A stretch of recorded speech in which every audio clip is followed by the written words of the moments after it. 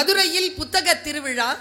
நீங்கள் எந்த தலைப்பில் பேச விருப்பப்படுகிறீர்கள், தலைப்பை உடனடியாக அனுப்பவும் என்று பப்பாசியின் தோழர் முருகன் அவர்கள் என்னிடத்தில் குறுஞ்செய்தி அனுப்பியிருந்தார்.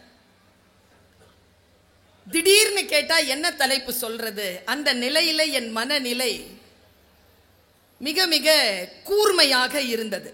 ரொம்ப அலர்ட்டா இருந்தேன் நான் அந்த டைம்ல. உடனடியாக இந்த தலைப்பை கொடுத்தேன். சொல் ஒக்கும் கடிய வேக சுடு சரம். இந்த தலைப்பை புரிஞ்சுக்கிறதுக்கே கொஞ்சம் நேரம் ஆகும் இல்லையா? நான் அந்த தலைப்பைக்குள் போறதுக்கு முன்னால ரொம்ப எளிமையான தமிழில் எந்த தலைப்பில் பேசுவதற்காக இந்த தலைப்பை நான் கம்பராமாயணத்திலிருந்து எடுத்து தந்தேன் என்பதனை சொல்லிவிடுகிறேன். அது சொல்வதற்கு முன்னால் ஒரு வாக்குமூலத்தை தந்துவிட்டு என்னுடைய பேச்சை தொடங்கலாம் என்று கருதுகிறேன்.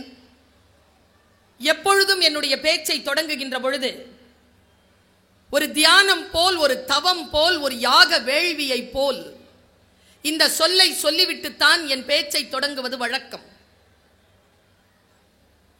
அந்த வாக்குமூலத்தை இதோ இந்த மேடையிலும் தந்துவிட்டு என் பேச்சை தொடங்குகிறேன். யாருடைய உதடுகளில் ஒளிந்து கொண்டிருக்கக்கூடிய சொல் நம் வாழ்க்கையை மாற்றும் என்று நமக்கு தெரியாது. அது எந்த புத்தகத்திற்குள் ஒளிந்து கொண்டிருக்கிறது என்று கூட நமக்கு தெரியாது. எவ்வளவு சீக்கிரமாக அந்த சொல் நம்மை வந்து சேர்கிறதோ நம்முடைய வாழ்க்கையில் அவ்வளவு சீக்கிரமாக மாற்றம் நிகழும்.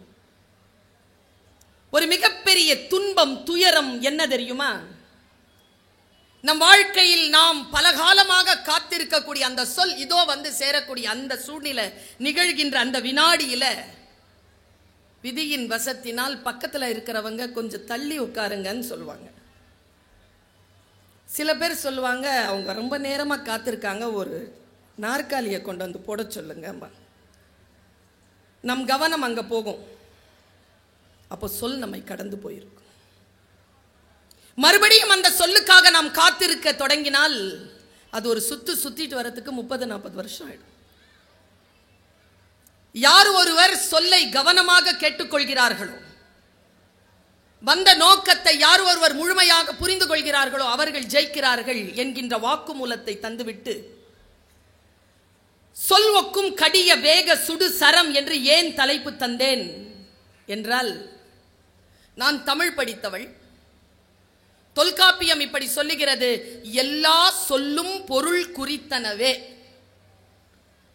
எல்லா சொல்லுக்கும் பொருள் இருக்கு, பொருள் இல்லாம ஒரு சொல் கிடையாது. ரொம்ப நார்மலா பேசுற மாதிரி இருக்கும், ஆனா அவங்க நார்மலா பேச மாட்டாங்க. நான் தெரியாமத்தான் கேட்கிறேன்பாங்க, தெரிஞ்சு கேட்கிறாங்கன்னு அர்த்தம். நான் ஒன்னு சொல்லுவேன், நீ தப்பா நினைச்சிக்க மாட்டியேம்பாங்க, தப்பா நினைக்கிற மாதிரி ஏதோ சொல்ல போறாங்கன்னு அர்த்தம். என்ன உன்ன மாதிரி பல பேரை நான் இப்பெல்லாம் பார்த்துட்டு இருக்கிறேனே அப்படின்னா அதுக்கு வேற அர்த்தம். சொல்தான் எப்படி நம்மை வந்து சேர்கிறது. ஒரு கேரக்டர் இருக்கு, ஒரு பாத்திரம் இருக்கு. ராமாயணத்தில் ஒரு பாத்திரம் தலைமை பாத்திரம், ராமன் என்று அதற்கு பெயர். அந்த பாத்திரத்துக்கு ராமன் என்று பெயர். அந்த ராமன் கன்னிப்போருக்கு புறப்படுகிறான். விஸ்வாமித்திரர் அவனை அழைத்து செல்கிறார். அழைத்து சென்று ஒரு யாகம் நடத்துகின்ற அந்த மலைக்கு கீழே நிறுத்திவிட்டு, இந்த யாகத்தை தடுத்து நிறுத்துகின்ற அந்த அரக்கியை நீ கொல் என்று சொல்கிறார். தாடகை என்கின்ற ஒரு பெண் வந்து அங்கே நிற்கிறாள். விஸ்வாமித்திரனுடைய ஆணைக்கு இணங்க தன்னுடைய அம்பை எடுத்து வில்லிலே பூட்டுகிறார் ராமன். வில்லிலே பூட்டி விட்டார். அந்த அம்பு போகுது, போய் அந்த அரக்கியை கொல்கிறது. இது பாட்டு, இது சூழல்.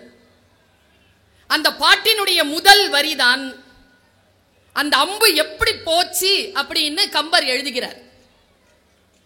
கம்ப ராமாயணம் இருக்குல்ல, அது எந்த இலக்கியமாக இருந்தாலும் தமிழில் அந்த இலக்கியத்தை பற்றி பேசுகின்ற பொழுது கண்ணதாசன் இப்படி சொல்லுவார்: காலம் எனும் ஆழியிலும் காற்று மழை ஊழியிலும் சாகாது கம்பன் அவன் பாட்டு, அவன் தலைமுறைக்கு எழுதி வைத்த சீட்டு, கள்ளிருக்கும் கூந்தலினால் உள்ளிருப்பாள் என்று சொல்லி பள்ளமிடும் ராகவனை நம்பு, அது பாடல் அல்ல உண்மை என்று நம்பு என்பார்.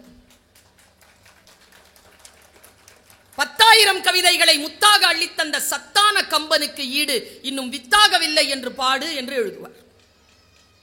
நான் யோசிச்சு பார்க்கிறேன், ஒரு அம்பு போகுது, ஒரு அரக்கியை வதம் செய்கிறது, இவ்வளவுதான் செய்தி. இப்ப ராமாயணம் சொல்றோம்னு வச்சுக்கோங்களேன், கதை முக்கியமல்ல தோழமைகளே.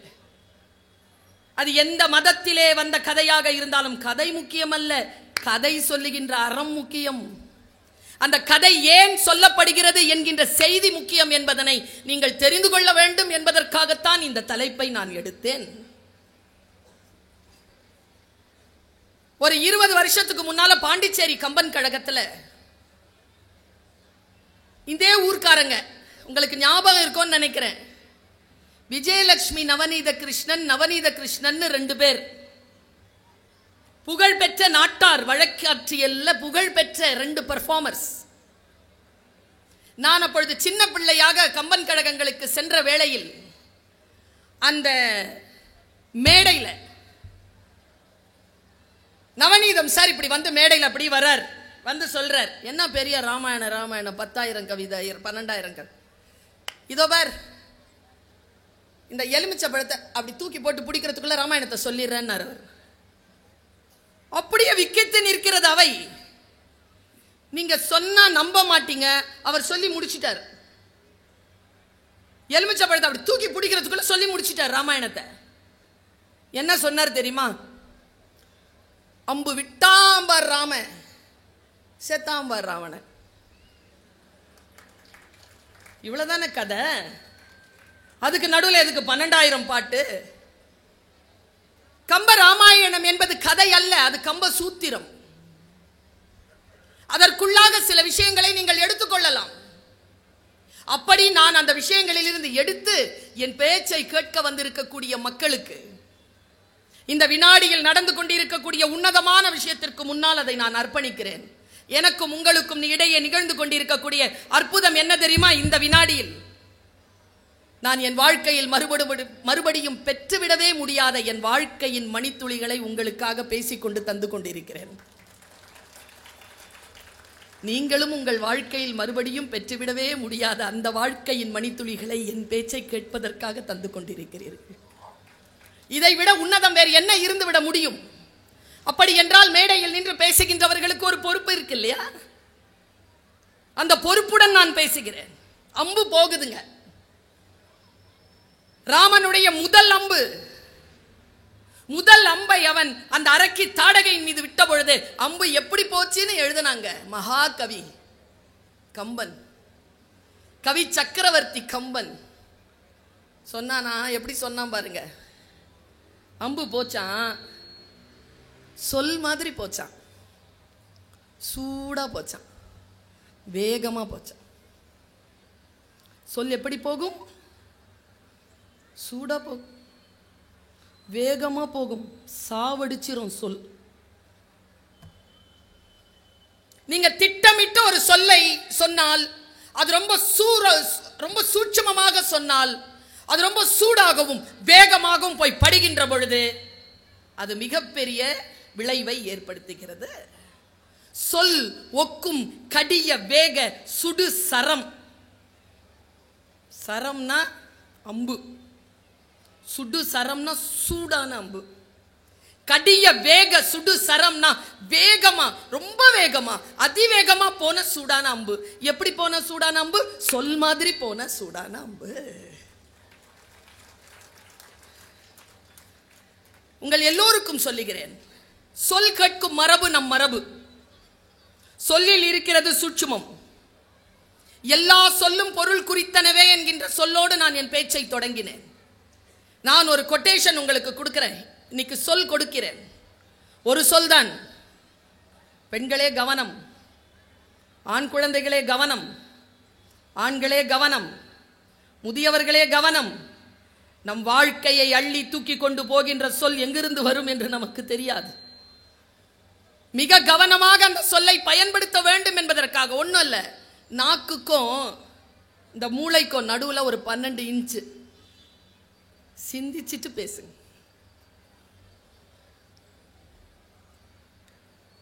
A slip between the cup and the lip. முடியாது. சொல்லாத சொல்லுக்கு விலை ஏதும் இல்லை, சொன்ன சொல்லுக்கு விலை உண்டு. சொல்லாத சொல்லுக்கு நீ அதிபதி, நீ சொல்லிவிட்ட சொல் உனக்கு அதிபதி என்பதனை புரிந்து கொள்ள வேண்டும் என்பதற்காக சொன்னேன். சொல் ஒக்கும் கடிய வேக சுடு சரம். நம் வாழ்க்கையில் நாம் மறந்துவிடவே முடியாத, நம் வாழ்க்கையை புரட்டி போடுகின்ற சொற்கள் என்னன்னு பட்டியல் போடுங்க. நான் ஏதோ ஒரு வாக்கில் ஏதோ ஒன்றை படித்துக் கொண்டிருக்கிறேன். ஓஷோவினுடைய புத்தகம் என்று நினைக்கிறேன், மறைந்திருக்கும் உண்மைகள் என்று அந்த புத்தகத்திற்கு பெயர். அதை படித்துக் கொண்டே இருக்கின்ற பொழுது சில பக்கங்கள் கடந்து விட்டு குரு பேசுகிறான். நல்லா தெரிஞ்சுக்கோங்க, இங்க புத்தக திருவிழாவுக்கு வந்திருக்கிறீர்கள். இந்த புத்தக திருவிழாவில் புத்தகம் நீங்கள் வாங்குவீர்கள். புத்தகம் வாங்குவது என்பது ஒரு டெக்னிக். பார்த்ததெல்லாம் வாங்கக்கூடாது. முதல் நாள் வரணும், சுற்றி பார்க்கணும். 2வது நாள் வீட்டுக்கு போய் யோசிக்கணும் எவ்வளவு பணம் வச்சிருக்கோன்னு. 3வது நாள் வரணும், மறுபடியும் சுற்றி பார்க்கணும். எல்லா கிட்டேருந்து ப்ராஸ்பெக்டஸ் வாங்கிட்டு போய் உங்களுக்கு தெரிந்த சிந்தனையாளர்கள், ஆசிரியர்கள், பெரியவர்களிடத்தில் சொல்ல வேண்டும், எந்த புத்தகத்தை நான் வாங்கினால் சரியாக இருக்கும் என்ற ஆலோசனை கேட்டுவிட்டு புத்தகத்தை வாங்குவது என்பது ஒரு மரபாக வைத்துக் கொள்ளுங்கள். ஏன் தெரியுமா? நம்ம புக்கு நிறைய வாங்குறோம், வாசிப்பு பழக்கம் குறைஞ்சிக்கிட்டு இருக்கு. நான் புக்கு வாங்குறதுல காட்டுற பேரார்வத்தை வாசிப்பதில் யாரும் காட்டுவதில்லை. ஒரு புத்தகத்தை எடுத்து வாசித்து முடிக்கக்கூடியவர்கள் நம்மில் மிக குறைவு. புக்கை எடுத்துருவோம், ஆனா வாசிச்சு முடிக்க மாட்டோம். யார் ஒருவர் புத்தகத்தை முழுமையாக வாசித்து முடிக்கிறீர்களோ, நான் ஒரு ரகசியத்தை சொல்லுகிறேன். உங்கள் வாழ்க்கையை புரட்டி போடுகின்ற ஒற்றை சொல் ஒருவேளை 800 பக்கத்திற்கான அந்த புத்தகத்தில் 400-500 பக்கங்கள் படித்துவிட்டு நீங்கள் வைத்து விட்டால் அடுத்த பக்கத்தில் அந்த சொல் உங்களுக்காக காத்திருக்கக்கூடும். அந்த ஒற்றை சொல்லை கண்டுபிடிப்பதற்காகத்தான் 500 பக்கம் படிக்கிறீர்கள். நான் தஞ்சாவூர் புத்தக கண்காட்சிக்கு போய் பேசுகின்ற பொழுது, இங்க இப்படி நிறைய சாப்பாடு கடை இருக்கு. புத்தகம் வாங்கி கலைத்து விடுவீர்கள். என்ன வேணும் நமக்கு? குழந்தைகளுக்கு வேண்டும் இல்லையா? பெண்களுக்கு வேண்டும், இளைஞர்களுக்கும் வேண்டும். அங்க நிறைய வார்த்தைகளை எழுதி போட்டிருந்தாங்க. ஒரு 5 வருஷத்துக்கு முன்னால என்னால மறக்க முடியாத சொல், சூடா வந்து தச்ச சொல். நீ எந்த புத்தகத்தையும் காசு கொடுத்து வாங்க முடியாது. நீ வாங்குவதெல்லாம் காகித கூலியும் அச்சுக்கூலியும் தவிர எந்த சொல்லையும் உன்னால், எந்த சிந்தனையும் உன்னால், எந்த புத்தகத்தையும் உன்னால் காசு கொடுத்து வாங்கிவிட முடியாது. சிந்தனை எப்படி காசு கொடுத்து வாங்குவீர்கள்? 500 ரூபாயில் கிடைத்து விடுமா உங்களுக்கு? இப்ப நான் இங்கே வந்திருக்கிறேன், என் பேச்சிற்கு ஊதியம் உண்டா? என் நேரத்திற்குத்தான் ஊதியமே தவிர என் சிந்தனைக்கு யாராலும் ஊதியம் தந்துவிட முடியாது என்பதுதான் சிந்தனையினுடைய மிகப்பெரிய பலம். சிந்தனை என்பது செல்வம். அந்த செல்வத்தை காசு கொடுத்து உங்களால் வாங்கிவிடவே முடியாது என்று அந்த பேரறிஞர் சொன்ன வார்த்தை. ஓஷோவை படித்துக் கொண்டிருக்கிறேன். ஒரு 40-50 பக்கங்கள் கடக்க ஓஷோ இப்படி சொல்கிறான். போலீஸ்காரருக்கு இந்த வாசகன் ரொம்ப பிடிக்கும். இதை சொல்லி தானே அவங்க மாள்றாங்க, ஆனா புரிய மாட்டேங்குதே சார். நுண்ணறிவாளர்கள் சூழ்ச்சி செய்வதில்லை. என்ன? நுண்ணறிவாளர்கள் சூழ்ச்சி செய்வதில்லை. சூழ்ச்சி செய்ய நுண்ணறிவு தேவையில்லை. முட்டாள்களே சூழ்ச்சி செய்கிறார்கள். புத்திசாலித்தனமே போதுமானது. முட்டாள்கள் தான் சூழ்ச்சி செய்கிறார்கள். புத்திசாலிகள் ஒருபோதும் சூழ்ச்சி செய்வதே இல்லை. ஏனென்றால் நுண்ணறிவாளர்களுக்கு சூழ்ச்சி செய்ய வேண்டிய அவசியம் இல்லை என்று பேசுகிறான் ஓஷோ. வீட்டில் போய் மெதுவா யோசிச்சு பாருங்க. சொல் நமக்கு பல்வேறு விதமான ஏற்ற இறக்கங்களுடன் கூடிய வாழ்க்கையை தந்து விடுகிறது. ஆனால் என்ன பிரச்சனை தெரியுமா? சொல் புரிகின்ற பொழுதுதான் அதற்கான கிளைகள் பரவ ஆரம்பிக்கின்றன. அது புரியலன்னு வச்சுக்கோங்களேன், அப்படியே டம்மா நிற்கும். இந்த பாட்டு இருக்குல்ல, எப்படி அவன் அம்பு விட்டான் என்று சொல்லுகின்ற பொழுது அந்த பாட்டை நான் சொன்னேன்னு வச்சுக்கோங்களேன், இந்த பாடலை தெரிந்தவர்கள் அல்ல, அந்த பாடலின் மீது அறிமுகம் இல்லாதவர்கள் இந்த பாடலை புரிந்து கொண்டால் உங்கள் வாழ்க்கையில் ஒருவேளை இன்றிலிருந்து இந்த வினாடியிலிருந்து மாற்றம் நிகழலாம். ஏன் தெரியுமா? வெறும் சொல்தான், கருத்து ஏற்றினால் மந்திரம். வெறும் சோறுதான், கருத்து ஏற்றினால் பிரசாதம். வெறும் கயிறு தான், கருத்து ஏற்றினால் தாலி. கருத்து ஏற்றப்பட்ட சொல், கருத்து ஏற்றப்பட்ட சொல் மிக வேகமாக நம்மை வந்து சேர்கிறது. நான் என் அனுபவத்தில், என் வாழ்க்கையில் கருத்து ஏற்றப்பட்ட சொற்களினால் நிறைய பாதிப்படைந்திருக்கிறேன். நன்மையாகவும் சரி, தீமையாகவும் சரி. புரிகின்ற பொழுது வாழ்க்கையினுடைய விஸ்தாரம் புரிகிறது. பாருங்க, அம்பு எடுத்து ராமர் அம்பு விட்டுட்டார். அம்பு ரொம்ப சூடா வேகமா போயிடுச்சு. போய் அடுத்த வார்த்தை, சொல் ஒக்கும் கடிய வேக சுடு சரம் அல் ஒக்கும் நிறத்தினாள் மேல் விடுதலும். அல்லா அல்லும் பகலும், அல்லா இருட்டு. இருட்டா இருந்தாலும் அவன் மேல விட்டுட்டாரான். விட்டுட்டு சொல்றார், அல் ஒக்கும் நிறத்தினாள் மேல் விடுதலும் வைரக்குன்ற கல் ஒக்கும் நெஞ்சினில் தங்காது அப்புறம் கழன்று கல்லா புல்லோர்க்கு நல்லோர் சொன்ன பொருள் என போயிற்றன்றே. எப்படி போச்சான்? கல்லு மாதிரி இருந்துச்சான் அவன் மனசு, அவ இதயம். கல்லு மாதிரி இருக்கிற அந்த இதயத்துல அந்த அம்பு எப்படி போச்சான்? நல்ல படிச்சவங்க, ஒன்னும் புரியாத குற்ற வேலைகளை செய்யக்கூடிய, குற்றம் செய்யக்கூடிய மனநிலையில் இருக்கக்கூடிய, அறியாமையில் மிதந்து கொண்டிருக்கக்கூடியவர்களிடத்தில் நல்லவர்கள் சான்றோர்கள் சொல் சொன்னா அது எப்படி இந்த காதல நுழைஞ்சு இந்த காதல வெளில போயிடுதோ அப்படி இப்படி போயிட்டு அப்படி போயிருச்சான். கல்லா புல்லோர்க்கு நல்லோர் சொன்ன பொருள் என போயிற்றன்றே என்று சொன்னார். சொல்லாக வந்த அம்பு பொருள் என நிற்காமல் அப்புறம் கழன்று போனது என்று சொன்ன அந்த வாசகம் என் மனதில் ஆயிரக்கணக்கான அலைகளை ஏற்படுத்தியபடி இருக்கிறது. ஒன்றை எப்படி நாம் புரிந்து கொள்வது? ஒன்றும் இல்லை, சொல்லை பற்றி நீங்க குறளை எடுத்து பார்த்தால் நிறைய தெரியும். நான் இலக்கியம் பேசக்கூடியவள், இலக்கியத்தில் இருக்கும் அறம் பேசக்கூடியவள் நான். ஆனா ரொம்ப ஆழமா ஒரு விஷயத்தை சொல்லிட்டு போறேன். புத்தக கண்காட்சியில் சொல்லாமல் வேறு எங்கு சொல்வது?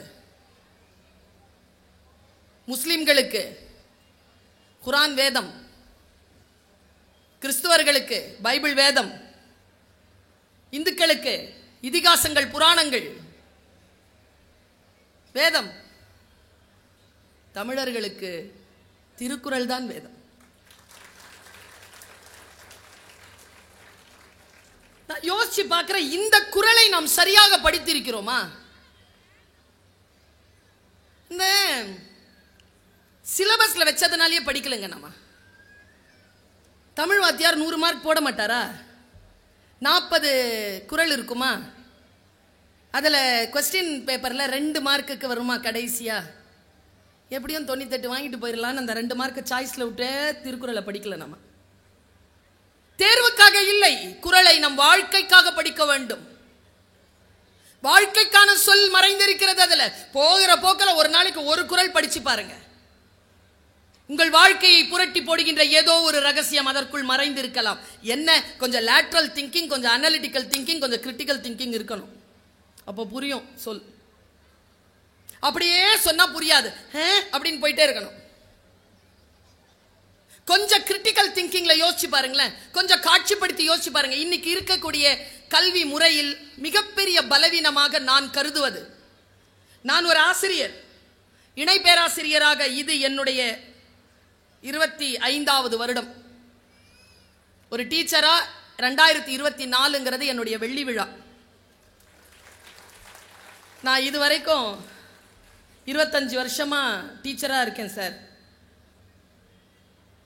ஒரு மாணவி கூட என்னுடைய கிளாஸ்ல ஃபெயில் ஆனதில்லை. அதுதான் என்னுடைய பாஸ் மார்க். நான் வெற்றி பெற்ற இடம் அதுதான். அவ தயாரா தான் இருப்பா, நாங்க விடுறதில்ல, செயலாக விடுறதில்ல. ஏன் தெரியுமா? எதையும் பிள்ளைகளுக்கு சொல்லி தந்து விட முடியாது. படிப்பது எப்படி என்றுதான் சொல்லி தர முடியும். I cannot teach everything. I can inspire to study. படிப்பதற்கு அவர்களை நான் உற்சாகப்படுத்த முடியும். அதற்கு நான் முன்னுதாரணமாக நிற்க முடியும். ஆசிரியர்கள் இதைத்தான் செய்ய முடியும். காலையில் கூட நான் சொன்னேன், ஆசிரியர்களுடைய கால்களில் விழுந்து நான் ஒரு கோரிக்கையை வைக்கிறேன். இங்கே ஆசிரியர்கள் இருப்பீர்கள், இல்லை என்றாலும் என் பேச்சு போய் சேரக்கூடிய இடத்தில் பார்த்து கொண்டிருப்பீர்கள். தயவு செய்து உங்கள் வகுப்பில் வரும் மாணவர்களுக்கு உங்கள் அறிவை கொடுத்து விடாதீர்கள். அவர்கள் உங்கள் அறிவை பெறுவதற்காக உங்கள் வகுப்பிற்கு வரவில்லை, தங்கள் அறிவை அறிமுகம் செய்து கொள்வதற்காக உங்கள் வகுப்பிற்கு வருகிறார்கள். அந்த பணியை யார் செய்கிறார்களோ அவர்கள் தான் சிறந்த ஆசிரியர்களாக இருக்க முடியும். அந்த சொல் உன்னிடத்தில் இருக்கிறதா? நான் சொல்றேன் பாருங்க. சொல் 10 பாட்டு இருக்கு குறள்ல. அதுல ஒரு பாட்டு என்ன தூங்கவே விடா, எப்ப நினைச்சாலும் தூங்க விட மாட்டா எனக்கு அந்த பாட்டு. நான் சொன்ன உடனே திருப்பி சொல்வீங்க நீங்க. தீயினால் ஆறாதே அப்படின்னா என்ன அர்த்தம்?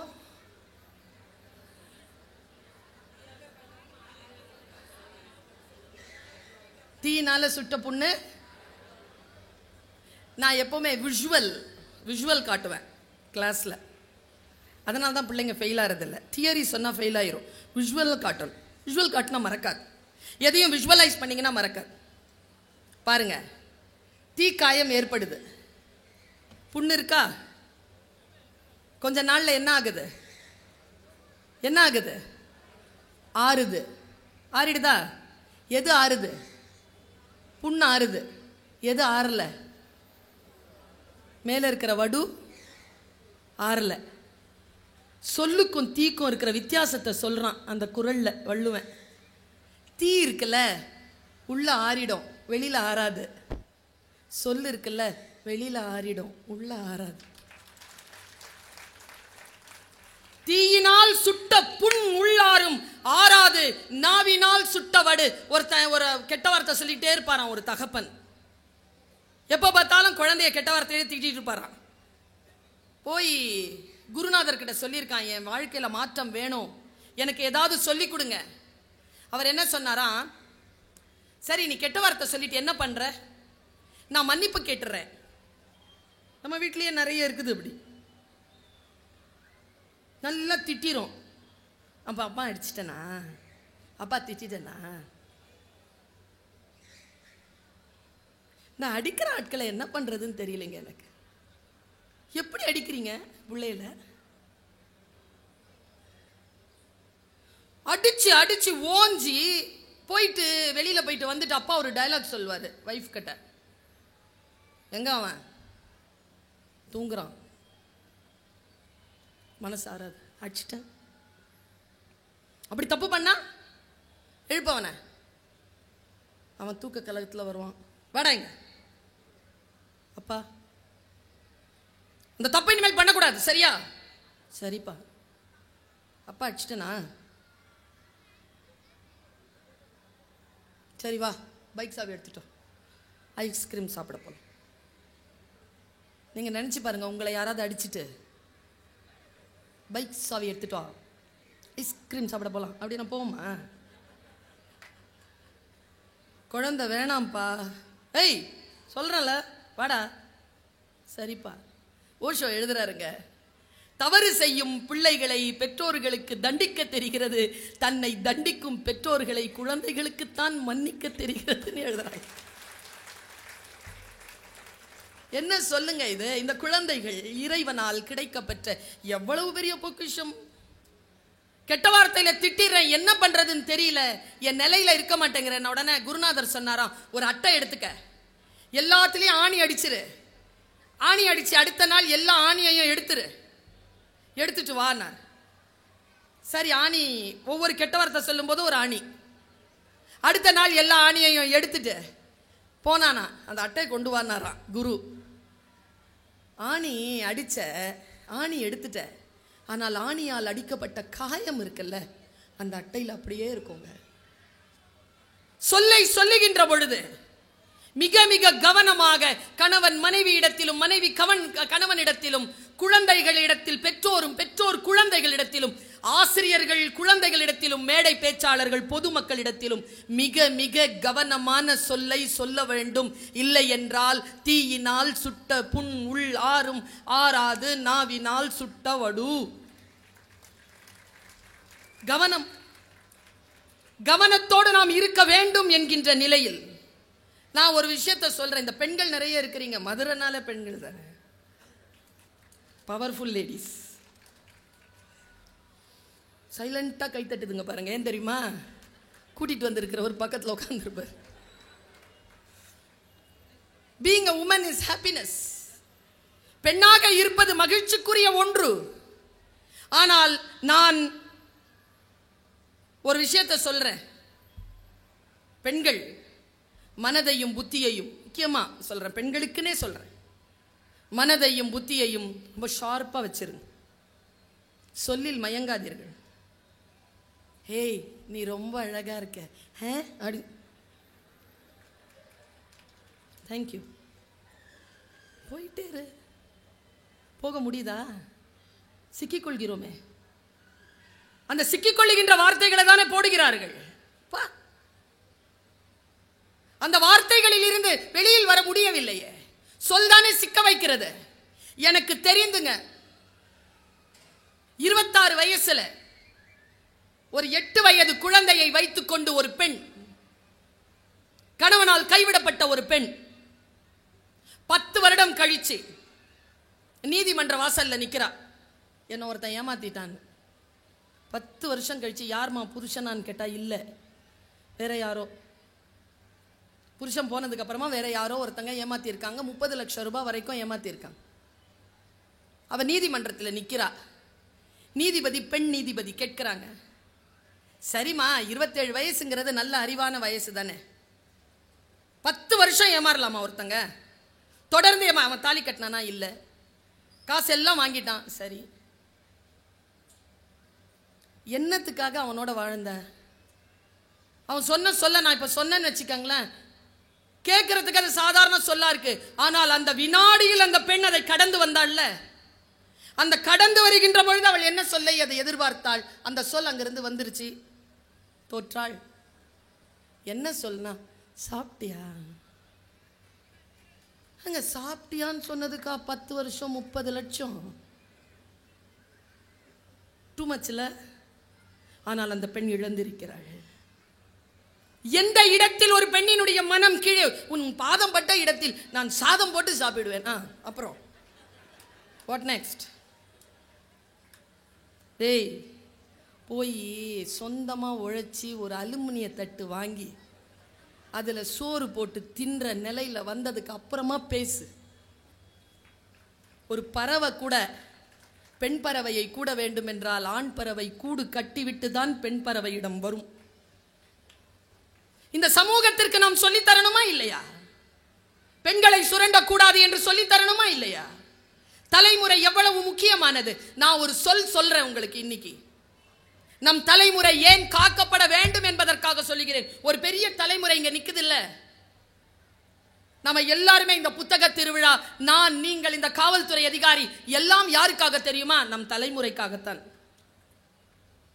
அந்த தலைமுறை காக்கப்பட வேண்டும் என்பதற்காகத்தான் எல்லாம். மண் விடுதலை கூட தலைமுறையின் விடுதலைக்காகத்தான் மண் விடுதலை, தலைமுறையின் விடுதலைக்காகத்தான் பெண் விடுதலை. தலைமுறையை காவு கொடுத்துவிட்டு எந்த விடுதலையும் எந்த சமூகத்திற்கும் அவசியம் கிடையாது என்பதனை புரிந்து கொண்ட தமிழ் மரபு சார்ந்த பெண் நான். தலைமுறையை எப்படி காப்பாத்துறது பாருங்க. சமீபத்தில் ஒரு கேப்ஷனோட ஒரு 30 செகண்டுங்க ஒரு ரீல் பார்த்தேன். 30 செகண்ட். என் வாழ்க்கையில நான் அந்த மாதிரி நான் ஒரு விஷயத்தை, ஒரு பரவசத்தை நான் அனுபவிச்சதே கிடையாதுங்க. இயற்கையின் மீது ஆர்வம் கொண்ட பெண் நான். பாரதியினுடைய இந்த பாட்டு கேட்கும் போதெல்லாம் மனசெல்லாம் நடுங்கிறோம். எப்பவுமே காக்கை குருவி எங்கள் ஜாதி, நீள் கடலும் மலையும் எங்கள் கூட்டம், நோக்கும் திசையெல்லாம் நாம் அன்றி வேறு இல்லை, நோக்க நோக்க களியாட்டம். என்ன வார்த்தை அது? கொஞ்சம் யோசிச்சு பாருங்க. நீள் கடலும் மலையும் எங்கள் கூட்டம், நோக்கும் திசையெல்லாம் நாம் அன்றி வேறு இல்லை. தமிழ் மரபு. நான் ஒரு ரீல்ஸ் பார்க்கிறேன், 30 செகண்ட். ஒரு தேர்ந்த யாரோ ஒரு சுற்றுச்சூழல் நேசிக்கின்ற ஒரு மனிதன், ஒரு ஆறு ஓடிட்டு இருக்கு, அந்த ஆறுல கடந்து போறான். ஒரு சின்ன பாறை, அந்த பாறையில் உட்காந்துட்டான். அவனை இன்னொருத்தன் கேமரா பிடிச்சிட்டு இருக்கான். இந்த நாடு இல்லை, வெளிநாடு. பிடிச்சிட்டு இருக்கான். அந்த பாறையில் உட்காந்து 30 செகண்ட்ஸ் ரீலுங்க. எத்தனையோ விஷயங்கள், சொல்ல முடியாத விஷயங்கள் அந்த 30 செகண்ட் அவன் சொல்லிட்டாங்க. நான் இளைஞர்களையும் பெண்களையும் ஆண்களையும் பார்த்து கேட்கிறேன், உங்கள் கையில் ஒரு ஆயுதம் இருந்தால் அந்த ஆயுதத்தை எப்படி பயன்படுத்துவது என்பதற்கு இந்த ரீல்ஸ் நான் சொல்றேன். இன்னைக்கு தனி மனிதர்கள் கிட்ட வந்துருச்சு இல்ல சோசியல் மீடியா. நாம் எவ்வளவு பொறுப்புடன் இருக்க வேண்டும் என்பதற்காக நான் இதை சொல்கிறேன். அந்த பாறையில் அவன் உட்கார்றாங்க. அவனுடைய பேக் பேக் எடுத்து, அந்த பேக் பேக்ல இருந்து நிறைய ஏதோ ஒன்று எடுத்தான் பாருங்க, அவ்வளவும் இலை. அந்த இலையை அவன் பின்றாங்க. பின்னி ஒரு போர்வையா போத்திக்கிட்டு நடுவில் ஒரு கேமரா வச்சுட்டு அப்படி உட்கார்றான். அவன் கேமரா நேராக ஒரு மரம் இருக்கு, தண்ணி நிலம் இருக்கு, அங்கே போகுது. அதை வெளியில இருந்து ஒருத்தன் போட்டோ பிடிச்சிட்டு இருக்கான், கேமரா பிடிச்சிட்டு இருக்கான். ஒன்றும் இல்லை. என்ன காட்சி தெரியுமா சார்? ஒரு பறவை, பெரிய பறவை, எங்கிருந்தோ பறந்து வந்து அந்த மரத்தில் உட்காந்துருச்சு. மறுபடியும் பறக்குது, தண்ணி கிட்ட வருது, மறுபடியும் திரும்பி போகுது, மறுபடியும் வருது, மறுபடியும் 3-4 வாட்டி வருது போகுது, வருது போகுது. எவ்வளோ நேரத்துக்கு அவன் இருக்கிறான்னு தெரியல. அங்கே 3-4 வாட்டி நமக்கு காட்டுறான். வந்துட்டு அடுத்த கடைசியாக வந்து என்ன பண்ணுச்சு, அந்த தண்ணியில் அப்படி முங்கி வாயிலேருந்து ஒன்று எடுத்துச்சு பாருங்க. இவ்வளோ பெரிய மீன் நேராக எடுத்துட்டு போய் கிளையில் உட்காந்து வாயிலிருந்து காலுக்கு கவிர்ச்சிங்க. காலில் அந்த மீன் துடிக்குது, அந்த வால் துடிக்குது, அந்த கண் இப்படி தானே இருக்கும் அதுக்கு, இந்த ஓரக்கண்ணில் அதை பார்க்குது. காலை ஏதோ இப்படி பண்ணுது, இப்படி பார்க்குது, மறுபடியும் கொத்த போகுது, மறுபடியும் இப்படி பார்க்குது, மறுபடியும் என்ன பண்ணுச்சு, வாயில் அதை எடுத்துருச்சு. எடுத்துட்டு நேராக பறந்து வந்து அதே இடத்துல போட்டுருச்சு. இவ்வளோதான் காட்சி. அந்த ஆளில் அந்த கேமரா வச்சிருந்த ஆள் அப்படியே அதை அப்படியே கொண்டு போய் தண்ணிக்குள்ளே இறக்குறான். அந்த மீன் உள்ளே போச்சா, உள்ளே போய் இப்படி மீன் நீந்தி வந்து தான் நடுவில் தடுமாறிச்சா, தடுமாறிட்டு அப்படியே நீந்து வந்த மீன் ஒரு 10 செகண்ட் இருக்கும். அந்த ஃபில்ம் 10 செகண்டில் இருக்கும். அதனுடைய பின்பகுதியிலிருந்து வெறும் முட்டைகளாக வெளியில் வருது. பறவை நம்மக்கிட்ட என்ன தெரியுமா சொல்லிச்சு, நான் மீன்களைத்தான் பசிக்கு சாப்பிடுவேனே தவிர ஒருபோதும் தலைமுறையை தின்பதில்லை என்று நமக்கு அந்த பறவை சொல்லி தருகிறது. தலைமுறையை தின்ன முடியாதுங்க.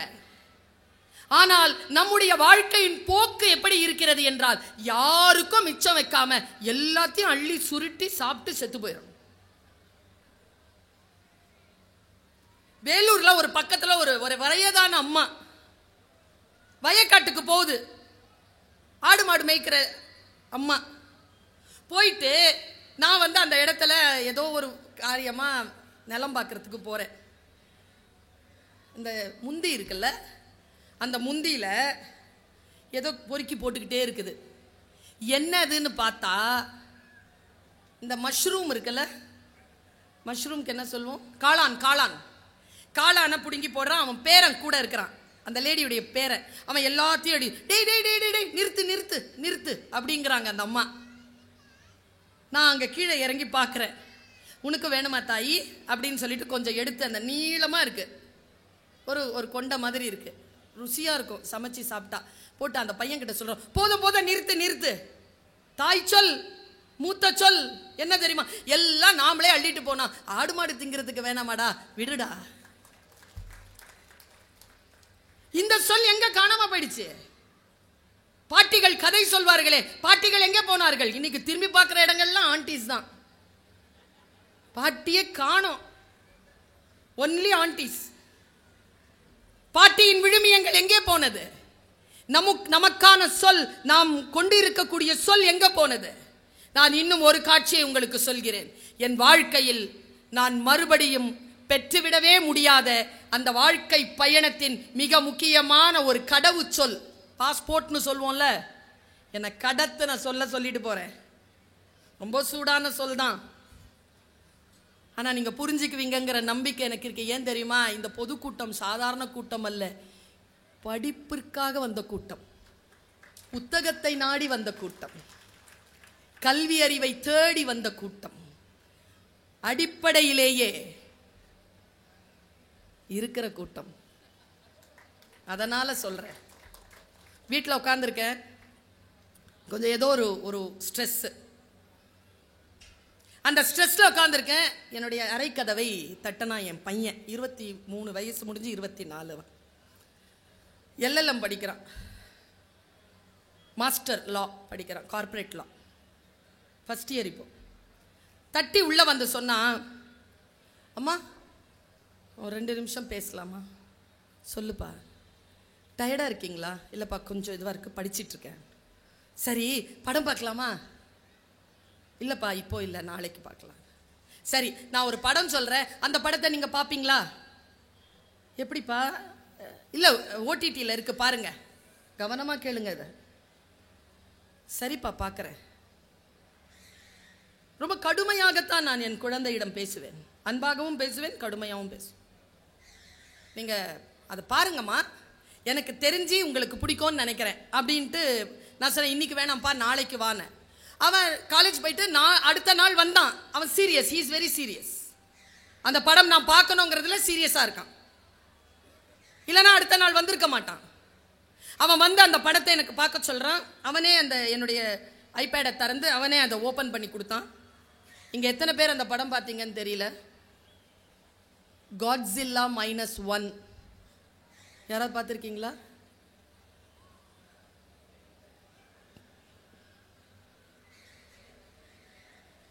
கோட்டு படம் பார்த்துட்டீங்களா?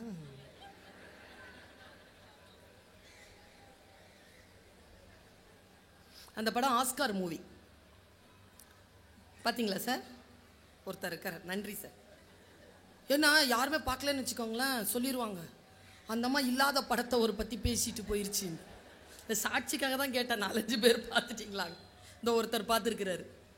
இன்றைக்கும் நீங்கள் போய் பார்க்கலாம், இருக்குது, இன்றைக்கும் ஓடிடியில் இருக்குது, காட்ஸில்லா -1. நான் அந்த படத்தை 6:15 மணிக்கு பார்க்க தொடங்கினேங்க. ராத்திரி 8:45 அப்படி முடியுது அந்த படம். நான் எப்படி சொல்றது உங்களுக்கு?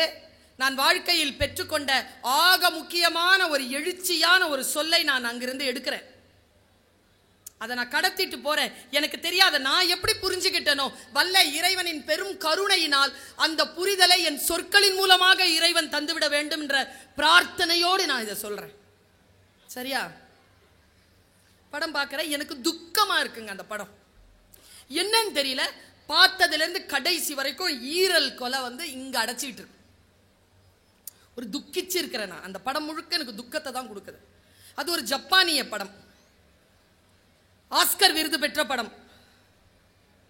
ஆனால் நான் ஹிந்தியில் பார்த்தேன் அந்த படத்தை, அது ஜப்பானிய மொழியில் இருக்கு. அந்த படத்தில் வந்து அந்த ஹீரோ ஒரு 25 வயசு பையன். அவன் சைலண்டாக இருக்கிறாங்க. ஆனால் சைலண்டாக இருக்கிறது சுவிட்ச் ஆஃப் பண்ணி, ஆடியோ சுவிட்ச் ஆஃப் பண்ணி பார்த்தா அவன் சிரிக்கிற மாதிரி இருக்கு. ஆடியோ போட்டு பார்த்தா அது துக்கமாக இருக்கிறான் அவன். ஜாப்பனீஸனுடைய நடிப்பில் இது ஒரு ஜானர், ஜாப்பனீஸனுடைய ஒரு ஜானர். அது கவிதைகளும் அப்படிதான் இருக்கும், ஜப்பானிய கவிதைகளும் அப்படிதான் இருக்கும், ஹைக்கூ கவிதைகள்லாம் அப்படிதான் இருக்கும். நீங்க ஹைக்கூ கவிதையெல்லாம் புரிஞ்சுக்கிறதுக்கு அந்த அந்த மனம் இல்லை என்றால், அந்த லக்ஸுரி மனம் இல்லை என்றால் அந்த கவிதைகளை புரிஞ்சிக்க முடியாது. ஒரு விதமான மிக ஆழமான ஒரு இளைப்பாறுதல் இல்லாமல் அந்த கவிதைகள் புரியாது நமக்கு. ரொம்ப ஆழமான இளைப்பாறுதலோடு நான் அதை பார்க்குறேன். மனசு ஆழமான இளைப்பாறுதல் இருக்கு, ஆனால் துக்கமாக இருக்கு எனக்கு அந்த படத்தை பார்க்கும்போது. அந்த படம் முடிஞ்சது. அந்த படம் ஒரு பெருசா இல்லை, நான் ஒரு நிமிஷத்தில் சொல்லிடுவேன். கடல்ல இருந்து ஒரு பிராணி வருதுங்க, காட்ஸில்லா. அது வந்து பெரிய ஒரு டைனோசர் மாதிரி இருக்கு. அது எல்லாரையும் அழிக்குது. நாட்டுப்பற்று இல்லாமல், நாட்டின் மீது அக்கறை இல்லாமல், போரிலே தோற்ற வீரனாக இருக்கிறான் அவன். தான் செய்த பிழைக்காக தன்னையே நொந்து கொண்டிருக்கிறான் அந்த ஹீரோ. அவன் வந்து ஒரு பிளேன் ஓட்டுறவன். அந்த காட்ஸில்லாவை அழிக்கவே முடியாதுங்க. அழிக்கிறாங்க, பெரிய பிளான் போட்டு அழிக்கிறாங்க. ஆனால் அதனுடைய வாலில் மறுபடியும் ரேடியேஷன் வந்து அது மறுபடியும் வந்துடுது, எழுந்து வந்துடுது. அவன் என்ன பண்ணுறான், கடைசியாக அந்த காட்ஸில்லா வாய் அப்படி திறக்கும் போது பிளேனை கொண்டு வந்து அதனுடைய வாயில் அப்படியே செலுத்திட்டு தன்னுடைய ஒரு பேராஷூட்டில் கீழே இறங்கிறான். அவனுடைய லவ்வர் வந்து அந்த காட்ஸில்லாவினுடைய அட்டாக்ல காயப்பட்டு காணாமல் போயிருப்பான். அவன் அந்த காட்ஸில்லாவை சாவடிச்சுட்டு நேராக வீட்டுக்கு வருவான். வீட்டில் இருந்து நேராக ஹாஸ்பிட்டலுக்கு சொல்லுவாங்க. அவனுக்கு ஒரு கொரியர் வந்திருக்கும். அதை பார்த்துட்டு ஹாஸ்பிட்டல் போனால் அவனுடைய லவர் அங்கே இருப்பான். படம் முடியுதுங்க. ஓரத்துலைங்க இந்த பக்கம் ஒரு சின்ன காட்ஸில்லா மாதிரி ஒரு சின்ன டேட்டூ வச்சு முடிச்சிட்டான் படத்தை. நான் விக்கிச்சு போய் எப்படியே நிற்கிறேன். எப்படி தான் தெரிஞ்சுதோ என் பையனுக்கு கதவை தட்டுறான். அம்மா படம் பார்த்துட்டிங்களா? பார்த்துட்டேன். சின்ன ஸ்டூலை எடுத்து முன்னால் உட்கார வச்சுட்டு அவன் என்கிட்ட சொன்ன வார்த்தையை அப்படியே சொல்கிறேன். தடுமாறி கீழே விழுந்தான்னு வச்சுக்கோங்களேன். அவன் சின்ன வயசில் நான் சொன்னேன், டேய் கதவை மூடும்போது இடிக்காமல் மூடுடா, போகும்போது கரெக்டாக மூடிட்டு போடா, ஃபிசிக்ஸ் கரெக்டாக படித்தேன்னு வச்சுக்கோயேன், இப்படிலாம் நடக்காதுன்னு சொல்வேன் நான். அவன் அதை வச்சே என்னை கிண்டல் பண்ணுவான். ஏறினா இறங்கினா உட்காந்தா சாப்பிட்டா தட்டு கீழே விழுந்தா ஃபிசிக்ஸ் தெரியலன்னு சொல்வல. இப்போ சொல்லு, காட்ஸில்லா யாரு? அவன் கேட்குறாங்க கேள்வி. என்னடா கேட்குறேன்னு, காட்ஸில்லா யாருமா? அவனை பாருங்களேன், டீச்சர் நான், கேள்வி கேட்டு பழக்கம் எனக்கு. பதில் சொல்லி நிறைய நாள் ஆயிடுச்சு. அப்புறமா தான் தெரிஞ்சுக்கிட்டேன், பதில் சொல்வதல்ல கேள்வி ஞானம், கல்வி ஞானம், கேள்வி கேட்பது தான் கல்வி ஞானம். பாருங்க, ஆப்பிள் விழுந்துச்சுங்க, எல்லாரும் பார்த்தாங்க ஆப்பிள் விழுந்துச்சு. ஒருத்த மட்டும் கேட்டான்ல ஏன் விழுந்துச்சுன்னு. அவன் தானே கிராவிட்டி லாவை கண்டுபிடிச்சான். வாய் ஏன் இப்படி இருக்குன்னு யோசிக்கிறேன்ல. இதுக்கு தான் பக்கவாட்டு சிந்தனைன்னு பேரு, லேட்ரல் திங்கிங்னு பேரு. இன்னைக்கு இருக்கக்கூடிய சிஸ்டம் இருக்குல்ல, லேர்னிங் சிஸ்டம் இருக்குல்ல, அதுல திங்கிங் ப்ராசஸ்க்கே டைம் இல்லைங்க. குழந்தை சொல்லி கொடுக்கறத உள்வாங்கி எழுதுறதுக்கே அதுக்கு பாடு போயிடுது. கூலி ஆட்களை உருவாக்கி கொண்டே இருக்கிறோம். அதனால்தான் ஏஐ வந்துருச்சு, ஆர்டிபிஷியல் இன்டெலிஜென்ஸ். ஆர்ஐ போயிடுச்சு, ரியல் இன்டெலிஜென்ஸ். இப்போ எல்லாம் ஆர்டிபிஷியல் இன்டெலிஜென்ஸ் நம்மள ஆக்கிரமிச்சிட்டு இருக்கு. நான் கேட்கவே இல்லை, மெட்டா ஐயா என்னுடைய ஃபோனில் வந்து உட்காந்துக்கிட்டு இருக்கு, என் பர்மிஷனே இல்லை, உள்ள உட்காந்துக்கிட்டு. அவன் கேட்குறான் காட்ஸில்லா யாருமான்னு கேட்டானா, எனக்கு பதில் சொல்ல தெரியல. அவன் அந்த ஸ்டூலை இன்னும் கொஞ்சம் ஒரு அடி முன்னால் கொண்டு வந்து வச்சுட்டு என்னுடைய முன்னால் உட்காந்துட்டு இப்படி குழந்தை மாதிரி இப்படி முகத்தை வச்சுட்டு கேட்குறான், அம்மா உனக்கு காட்ஸில்லா எப்படி வந்துச்சு தெரியுமா? அது ஒரு ஃபிக்ஷன்மா. சரிப்பா, எந்த சொல்லை புரிந்து கொள்வதற்கு முன்னாலும் அதன் பூர்வீகத்தை புரிந்து கொள்ளுங்கள். பூர்வீகத்தை புரிந்து கொள்ளாமல் அந்த சொல்லை உங்களால் புரிந்து கொள்ள முடியாது. எங்கிருந்து வந்தது தெரியுமா? யுரேஷிமா நாகசாகில அமெரிக்கா குண்டு போடுது. குண்டு போட்டு அந்த நாடு அழிஞ்சதுக்கு பிறகு ஒருத்தன் எழுதுறான் ஒரு ஃபிக்ஷன். அதான் காட்ஸில்லா. என்ன ஃபிக்ஷன் தெரியுமா? நான் சொன்னேன்னு வச்சுக்கோங்களேன், உங்க காலில் இருந்து நிலம் நகர்ந்துரும். ஒரு சின்ன பல்லி லெசர்ட், அது மேல அந்த ரேடியேஷன் விழுது. எல்லாத்தையும் அழிச்ச அந்த ரேடியேஷனால அந்த பல்லி காட்ஸில்லாவாக உருவெடுத்து விட்டது.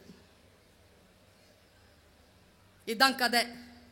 இந்த -1 என்ன தெரியுமா சொல்லுது அப்படின்னு சொல்லிட்டு அவன் சொல்றான், அம்மா காட்ஸில்லா வேற யாரும் இல்லம்மா. யாரா? நான் சொல்லிடுவானோன்னு பயந்தேன் நான். யாரா? காட்ஸில்லா ஜப்பான்மா. ஜப்பான் தாமா காட்ஸில்லா. அது இந்த உலகத்துக்கு சொல்லுதுமா. அதனால தாமா ஆஸ்கர்ல போய் அந்த படத்தை சப்மிட் பண்ணுச்சு. அது என்ன சொல்லுச்சு தெரியுமா? நீ என்ன நாகசாகில யுரேஷிமால ரேடியேஷன் போட்டு அழிச்சாலும் நான் காட்ஸில்லாவா உயர்ந்து வருவேண்டா, நான் தொட்டதெல்லாம் காட்ஸில்லாவா மாறண்டான்னு இந்த உலகத்துக்கு சொன்னாமான்னா சொல்தானே. இந்த முறை அது உண்மையாவே நிரூபிச்சுக்கிட்டு இருக்கு. நம் அன்றாட வாழ்க்கையிலேயே இலக்கியம் ததும்பும் சொற்றொடர்களை நாம் பயன்படுத்தி வருகிறோம். காற்றைப் போல விரைந்தான், மின்னலைப் போல செயல்பட்டான், ரக்கை கட்டியது போல ஏன் சென்று கொண்டிருக்கின்றாய் என்றெல்லாம் நாம் தினசரி உரையாடல்களிலேயே இலக்கியம் ததும்புகின்ற சொல்களை பயன்படுத்துகிறோம். அதைப் போலவே நம்முடைய பழமொழிகளை எடுத்துக்கொண்டால் கூட அவற்றில் சொல் நயமும் பொருள் நயமும் இருப்பதைப் போல எதுகையும் மோனையும் கலந்து ஒரு கவித்துவத்தை, ஓர் இலக்கிய தன்மையை அவை கொடுக்கின்றன. காற்றுள்ள போதே தூற்றிக்கொள், துள்ளுகிற மாடு பொதி சுமக்காது, கத்தாழை முள்ளு வித்தாரக்கல்லி விறகு வெட்ட போனாலாம், கத்தாழை முள்ளு கொத்தோடு ஏறியதாம், எத்தனை எதுகை மோனை. இப்படி நம்முடைய பழமொழிகளில் கூட இலக்கிய நயம் இருப்பதை பார்க்கின்றோம். நாம் நின்று போன கடிகாரம் கூட ஒரு நாளைக்கு 2 முறை சரியான நேரத்தை காட்டுவதைப் போல, காகம் உட்கார பனம்பழம் விடுவதைப் போல அல்லாமல் இலக்கிய நயமும் வாழ்வியல் தத்துவங்களும் நன்னெறிகளும் அடங்குகிற பாடல்களை பாடலாசிரியர்கள் வடித்து கொடுக்க, அவற்றை அதிக ஓசையுடன் ஒளிபரப்பாமல் மெதுவான ஓசையாக, மெல்லிசையாக, காதுகளுக்கு இதமாக, மயிலிறகால் நம் மனத்தை வருடுவதைப் போல ஒரு முறை கேட்டாலே இதயத்தில் பதிந்து நாள் முழுவதும் அதையே நாம் உச்சரித்து கொண்டிருக்கின்ற வகையில் பாடல்கள் வருமேயானால் அவையும் இலக்கிய தன்மை பெற்றவையாகத்தான் இருக்கும் என்பதை நான் தெளிவுபடுத்த விரும்புகிறேன்.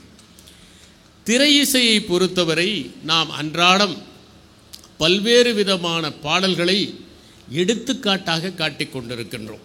சட்டி சுட்டதடா, கை விட்டதடா, வீடு வரை உறவு, வீதி வரை மனைவி, அண்ணன் என்னடா, தம்பி என்னடா, அவசரமான உலகத்திலே என்று நாம் அன்றாடம் சிலவற்றை சொல்லிக் கொண்டிருக்கின்றோம்.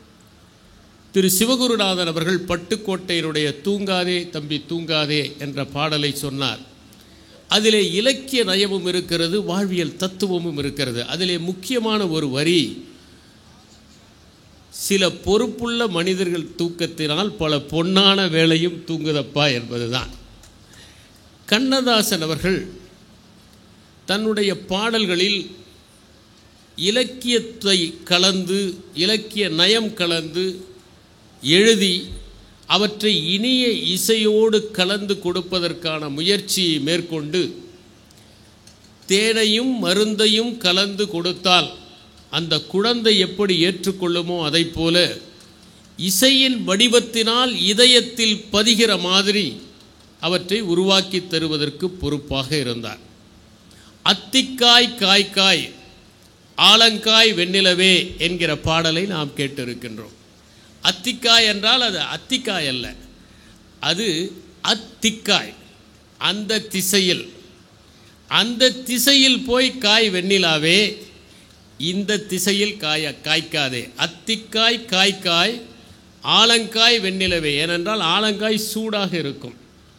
அதைப்போல நீ இந்த திசையில் காய்ந்தால் என்னுடைய உணர்ச்சிகள் எல்லாம் அதிகமாகிறது. அதனால் இந்த திசையில் காயாமல் அந்த திசையில் போய் காய். நீயும் என்னை போல ஒரு பெண் அல்லவா, என்னுடைய மன உணர்வுகளை புரிந்து கொள் என்கின்ற அடிப்படையில் தான் அந்த பாடலை இலக்கிய நயத்தோடு எழுதியிருப்பார். அதைப் போலவே பலவிதமான ஓசைகள் கொண்ட, சுவை கொண்ட பாடல்கள் தமிழ் திரை இசையிலே ஒலித்திருக்கின்றன. பார்த்தேன், ரசித்தேன், பக்கம் வர துடித்தேன், மலைத்தேன் இவள் என மலைத்தேன் என்கிற பாடலில் தேன் தேன் என்று முடிகிற அதை கவிஞர் வாலி அவர்கள் கண்ணதாசன் மறைந்தபோது சுட்டி காட்டி கண்ணதாசனை புகழ்கிற போது, காட்டுக்குள் தேனீக்கள் கூட்டுக்குள் வைத்ததை பாட்டுக்குள் வைத்தவன் நீ என்று எழுதியிருப்பார். நாம் பாரதியாருடைய பாடல்களை கூட திரை இசையிலே பயன்படுத்தி இருக்கிறோம். நல்லதோர் வீணை செய்தே அதை நலம் கெட புழுதியில் எறிவதுண்டோ, அதைப் போலவே மனத்தில் உறுதி வேண்டும் என்கிற பாடலை பயன்படுத்தி இருக்கிறோம். ஆடுவோமே பள்ளு பாடுவோமே, நெஞ்சு பொறுக்குதில்லையே இந்த நிலை கெட்ட மனிதரை நினைந்து விட்டால், வெள்ளிப்பனிமலை மீதுலாவுவோம் சிந்து நதியின் மிசை நிலவினிலே என்று பாரதியாருடைய பல பாடல்கள் திரையிலே ஒலித்திருக்கின்றன. இவற்றை கேட்டு பாமரர்களும் அந்த பாடல்களை அறிந்து கொண்டு அவற்றை பாடுகிற அளவிற்கு உத்வேகம் பெற்றதுதான் திரை இசை எந்த அளவிற்கு மக்களை கொண்டு செல்லும், மக்களுக்கு இலக்கியத்தை சேர்க்கும் என்பதற்கான வெளிப்பாடு. பாரதியாருடைய பாடல்கள் மட்டுமல்ல, பாரதிதாசனுடைய பாடல்களும் நமக்கு தமிழ் உணர்வையும் நாட்டுப்பற்றையும் ஏற்படுத்தி இருக்கின்றன. சங்கே முழங்கு சங்கே முழங்கு, எங்கள் வாழ்வும் எங்கள் வளமும் மங்காத தமிழென்று சங்கே முழங்கு என்கின்ற அந்த பாடல் நமக்கு மிகப்பெரிய ஒரு எழுச்சியை ஏற்படுத்துகிறது. அவர் புதியதோர் உலகம் செய்வோம் என்று எழுதினார். சித்திரச் சோலைகளில் வாடுகிற தொழிலாளர்களுக்காக அவர் பாடலை எழுதினார். அவர் கெட்ட போரிடும் உலகத்தை வேரோடு சாய்ப்போம் என்று எழுதியது முக்கியத்துவம் பெற்றதாக இருந்தது. தமிழுக்கும் அமுதென்று பேர் என்கின்ற அந்த பாடல் நாம் கேட்கிற போதெல்லாம் நமக்கு தமிழ் மொழியின் மீது பற்றையும் ஆர்வத்தையும் ஏற்படுத்துகிறது. இப்படி பாரதிதாசனுடைய அந்த பாடல்களும் திரையிலே ஒலித்தன. அந்தாதி என்பது முடிகிற சொல்லை வைத்துக்கொண்டு அடுத்த வரியை தொடங்குவது. வசந்த கால நதிகளிலே வைரமணி நீரலைகள், நீரலைகள் மீதினிலே நெஞ்சிரண்டி நினைவலைகள் என்கின்ற அந்த பாடலில் அந்தாதி முறை என்பது கடைபிடிக்கப்பட்டு அது கேட்கிற மக்களுக்கெல்லாம் அந்தாதி என்பது என்ன என்பதை புரிய வைத்தது. தமிழ் திரை இசையிலே புது கவிதைகளும் இசையோடு ஒலித்த திரைப்படங்களும் உண்டு. ஒரு பெண் மருமகள் மாமியார் கொடுமைப்படுத்துகிறாள், மாமியாரை கொசு கடிக்கிறது. அப்போது அவள் புது கவிதையில் ஒரு பாடலை பாடுகிறாள். ஏ கொசுவே உனக்கு கோடி நமஸ்காரம், என் மாமியார் மேனி என்ன உனக்கு இறங்குகின்ற மீனம்பாக்கமா, ராத்திரி நேரம் வந்து இறங்கி இரத்தச்சோறு உண்கிறாயே, அது ஒன்றும் சாமியார் ரத்தம் அல்ல சுத்தமாய் இருப்பதற்கு, ஆஃப்டர் ஆல் மாமியார் ரத்தம் கொழுப்பு அதிகம் என்று அக்னி சாட்சி என்கிற அந்த படத்தில் அந்த பாடல் கையாளப்படும். பல நேரங்களில் நமக்கு உற்சாகத்தை அளிப்பதாக திரை இசை பாடல்கள் இருக்கின்றன. அதோ அந்த பறவை போல வாழ வேண்டும் என்கிற பாடல், அவர் கூறியதைப் போல உன்னை அறிந்தால் உன்னை அறிந்தால், வெற்றி மீது வெற்றி வந்து என்னை சேரும், என்னதான் நடக்கும் நடக்கட்டுமே, இருளினில் நீதி மறையட்டுமே போன்ற பாடல்கள் எல்லாம் நமக்கு உற்சாகத்தை கொடுக்கிற பாடல்கள். மாபெரும் சபைதனில் நீ நடந்தால் உனக்கு மாலைகள் விட வேண்டும் என்கிற பாடல் எங்களை எல்லாம் சிறிய வயதில் மிகவும் தாக்கத்தை ஏற்படுத்திய பாடலாக திகழ்ந்தது. அதைப் போலவே நமக்கு அற்புதமான ஓமைகளை தந்த பாடல்களும் இருக்கின்றன. நதியில் விளையாடி கொடியில் தலை சீவி நடந்த இளந்தென்றலே என்கிற பாடல், நீ அணிந்திடும் ஆடையில் ஒரு நூலென நான் இருந்திட என்பது காதலை வெளிப்படுத்துகிறது. கூந்தலை பற்றி கூறுகிற போது இரவுகளின் இழையானதா என்பது ஒரு ஓமை. இவையெல்லாம் சொக்க வைக்கிற ஓமைகள். நாம் விரக்தி அடைந்த போதும் நம்மை உற்சாகப்படுத்துகிற பாடல்கள் உண்டு. வெற்றி பெற்ற மனிதரெல்லாம் புத்திசாலி இல்லை, புத்தியுள்ள மனிதரெல்லாம் வெற்றி பெற்றதில்லை, நெஞ்சம் உண்டு நேர்மையுண்டு ஓடு ராஜா, அங்கே சிரிப்பவர்கள் சிரிக்கட்டும் அது ஆணவ சிரிப்பு போன்ற பாடல்கள் எல்லாம் நாம் விரக்தியாக இருக்கிற போதும் நம்மை உற்சாகப்படுத்துகிற பாடல்கள். சோகமாக இருக்கிற போது கேட்கிற பாடல்களும் திரை இசையிலே உண்டு. பிறக்கும் போதும் அழுகின்றான், இறக்கும் போதும் அழுகிறான் என்ற பாடல், மன்னவனே அழலாமா கண்ணீரை விடலாமா என்கிற பாடல். இப்படி தமிழ் திரை இசையிலே பல்வேறு விதமான திரைப்பாடல்கள் இலக்கிய நயத்துடன் ஓமை நயத்துடன் கேட்போரை உற்சாகப்படுத்தும் விதத்தில் எழுதப்பட்டிருக்கின்றன. திரு சிவகுருநாதன் அவர்கள் குறிப்பிட்டதைப் போல இலக்கியத்திலிருந்தும் எண்ணற்ற பாடல்கள் எடுத்து கையாளப்பட்டிருக்கின்றன. அவர் சொன்னதைப் போல நாம் மங்கையுறுத்தி மலர் கொய்வால் வான்முகத்தை பங்கயமென்றெண்ணி பாய்வண்டை செங்கையால் காத்தாள கைமலரை காந்தலென பாய்தலுமே வேர்த்தாளை காணென்றான் வேந்து என்பது நலவெண்பாவிலே வருகிற ஒரு பாடல். அதை பற்றி அவர் குறிப்பிட்டார். கம்பராமாயணத்திலே சொன்னார். ஒருமுறை கண்ணதாசன் சென்று கொண்டிருக்கும் போது கல்லைத்தான் மண்ணைத்தான் காய்ச்சித்தான் குடிக்கத்தான் கற்பித்தானா என்று அந்த பாடலை கேட்ட பிறகுதான் அத்தான் என்னத்தான் என்கிற அந்த பாடல் உருவானது. அது மட்டுமல்ல, தமிழ் திரை இசையிலே சில பாடல்களை பற்றிய விவாதங்களும் நடந்திருக்கின்றன. உதாரணமாக கண் சிவக்குமா கண்ணம் சிவக்குமா நாணத்தால் என்கிற ஒரு விவாதம் ஏற்பட்டது. பச்சரிசி பல்லாட என்று சொன்னால் அவள் இளமை பருவத்தில் இருப்பவளா மூதாட்டியா என்கிற கேள்வி. இப்படி தமிழ் திரை இசையிலே விவாதங்களும் நடக்கிற அளவிற்கு அந்த பாடல்களை உன்னதமாக கேட்டு மகிழ்ந்தவர்கள் உண்டு. திரை இசையில் நாம் இலக்கியத்தை கலக்கிற போது எளிய முறையில் அது மக்களுக்கு சென்று சேர்வதோடு மூலத்தையும் வாசிக்க வேண்டும் என்கின்ற எண்ணத்தை ஏற்படுத்தும். அதனால் அதிகமாக இலக்கிய நயம், இலக்கியத்திலிருந்து எடுத்தாள வேண்டும் என்பதில்லை, இலக்கிய நயம் கொண்ட பாடல்களை நாம் உருவாக்கினால் கூட அவை ஒரு காப்பியத்தன்மையை கொடுத்துவிடும். காப்பியங்களே திரைப்படங்களானதும் உண்டு. மேக்பத் என்கின்ற படம் ஒரு மேக்பத் என்கின்ற அந்த ஷேக்ஸ்பியரின் நாடகம் ஒரு திரைப்படமானது. அதை போலவே பிக்மேலியன் என்பது ஒரு திரைப்படமானது. தமிழில் கூட நாம் சிலப்பதிகாரம் பூம்புகார் ஆனதையும் குண்டலகேசி மந்திரிக்குமார் ஆனதையும் நாம் அறிந்திருக்கிறோம். இப்படி ஒரு காப்பியத்தன்மையை நாம் கொடுக்கிற போது எளிய மக்களை அந்த காப்பியங்கள் சென்று அடைவதற்கான வாய்ப்புகள் அதிகம். இவற்றையெல்லாம் சிவகுருநாதன் அவர்கள் பேசி முடித்த பிறகு நான் ஏன் பேச வேண்டும் என்றால், இந்த தொடர் ஓட்ட பந்தயத்திலே முதலில் ஓடுகிறவர் ஒரு குச்சியை எடுத்து கொண்டு வருவார், பின்னால் வருகிறவரும் அவரோடு ஓடுவார் அல்லவா? அதை போல அவரிடமிருந்து குச்சியை பெற்றுக்கொண்டு சிறிது தூரம் நான் ஓடினேன். இப்போது நாம் தலைப்புக்கு வருகிறோம்.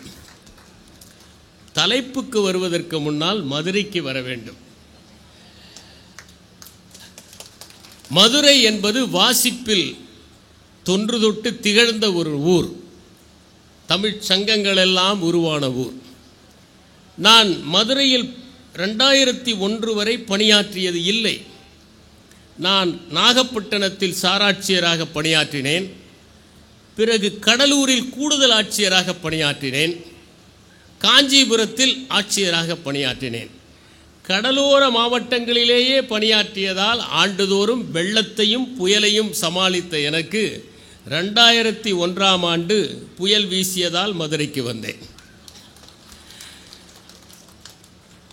அப்படி வந்தபோது மதுரை எனக்கு மிகப்பெரிய உற்சாகத்தை அளித்தது. அது ஒரு சின்ன சம்பவத்தை நினைவுக்கு கொண்டு வருகிறது. ஓஷோ சிறுவனாக இருக்கிற போது வீட்டிலே குறும்புகள் செய்வார். நாம் ஒன்றை புரிந்து கொள்ள வேண்டும். ஆண் குழந்தைகளுடைய மூளையும் பெண் குழந்தைகளுடைய மூளையும் வித்தியாசமாக வடிவமைக்கப்பட்டிருக்கின்றன. ஆண் குழந்தைகள் எப்போதும் காரையும் துப்பாக்கியையும் கத்தியையும் நேசிக்கும். அவைதான் பொம்மைகளாக அந்த குழந்தைகள் விரும்பும். ஆனால் பெண் குழந்தைகள் சொப்பு பாத்திரங்களை விரும்பும். ஒரு இடத்திலே உட்கார வைத்தால் பெண் குழந்தைகள் அங்கேயே உட்கார்ந்திருக்கும். ஆண் குழந்தைகளால் உட்கார்ந்திருக்க முடியாது. எங்கே குழந்தைகள் அதிகம் குறும்பு செய்கின்றனவோ அங்கே அவை அதிக புத்திசாலியாக இருக்கின்றன என்று பொருள். ஒரு கார் பொம்மையை கொடுத்தால் அப்படியே வைத்திருக்கிற குழந்தை வேண்டுமானால் ஒரு வர்த்தகர் ஆகலாம், விஞ்ஞானி ஆக முடியாது. அதை உடனே பிரித்து பார்க்கிற குழந்தை தான் விஞ்ஞானியாக ஆக முடியும். அதனால் அந்த குழந்தைகளின் குறும்புத்தனத்தை ரசிக்கின்ற மனப்பான்மை இங்கே வந்திருக்கிற பெற்றோர் பெற்றுக்கொள்ள வேண்டும் என்று நான் கேட்டுக்கொள்கிறேன். இது குழந்தைகள் சார்பான வேண்டுகோள். அதை போல ஓஷே குறும்பு செய்தவுடன் அவருடைய தந்தை கோபப்பட்டு ஒரு அறையிலே அவரை அடைத்து விட்டார். மதியமானது. மகன் மன்னிப்பு கேட்பான் என்று தந்தை எதிர்பார்த்தார். ஆனால் எந்த சத்தமும் இல்லை. கதவை தட்டுவான் என்று அம்மா எதிர்பார்த்தார். எந்த ஓசையும் இல்லை. மாலை ஆனது. அப்போதும் சத்தம் கேட்காததால் இவர்களே கதவை திறந்து பார்த்தார்கள். உள்ளே ஓஷோ அமர்ந்து கொண்டு தியானம் செய்து கொண்டிருந்தார். வெளியே வா என்றார்கள். நீங்கள் தானே உள்ளே அடைப்பினீர்கள், இனி உள்ளே இருப்பதும் வெளியே இருப்பதும் என்னுடைய அதிகாரம், நீங்கள் செல்லுங்கள் என்று சொல்லிவிட்டார். இரவு ஆனது, மகனுக்கு ஏதாவது ஆய்விடப் போகிறது என்கிற பயம். தந்தை வந்தார். நீ வெளியே வந்துதான் ஆக வேண்டும் என்றார். நான் வர முடியாது என்றார். நான் வேண்டுமானால் மன்னிப்பு கேட்டுக்கொள்கிறேன், வெளியே வா என்றார். நான் இங்கே மகிழ்ச்சியாகத்தானே இருக்கிறேன், எந்த தொந்தரவும் இல்லாமல், என் தியானத்தை ஏன் கலைக்கிறீர்கள் என்றார். கடைசியில் தந்தை தாய் எல்லோரும் மன்றாடி அவரை வெளியே வரச் சொன்னார்கள். அவர் சொன்னார், ஒரே ஒரு நிபந்தனை, நான் குறும்புகள் தொடர்ந்து செய்வேன், என்னை உள்ளே அடைக்கக்கூடாது, அடைத்தால் இப்படித்தான் செய்வேன் என்று. சில நேரங்களில் எவற்றை தண்டனையாக மற்றவர்கள் நினைக்கிறார்களோ அவையே நமக்கு சாபமாக ஆகிவிடும் என்பதற்கு மதுரை வாழ்க்கை எனக்கு ஓர் உதாரணமாக இருந்தது. இங்கே தான் நான் அதிகம் நண்பர்களை பெற்றேன். ஏனென்றால் இங்கு தான் அதிகம் ஓய்வு கிடைத்தது உறவாடுவதற்கு. இங்கே தான் நான் நிறைய படித்தேன். மாவட்ட ஆட்சியர் அளித்த பட்டியலை எல்லாம் இங்கே தான் படித்தேன். இங்கே தான் அவற்றை விட மனிதர்களை படித்தேன். இங்கே தான் நல்ல பணியில் இல்லாவிட்டாலும் நம்மை நன்றாக நடத்துகிற உள்ளங்கள் எப்போதும் உண்டு என்பதை உணர்ந்து கொண்டேன். இப்படி மதுரை வாழ்க்கையில் நான் பெற்றவை அதிகம். இப்போது இலக்கியத்தில் காதலுக்கு வருவோம். காதல் என்றால் என்ன என்பதை நாம் தெளிவாக புரிந்து கொள்ள வேண்டும்.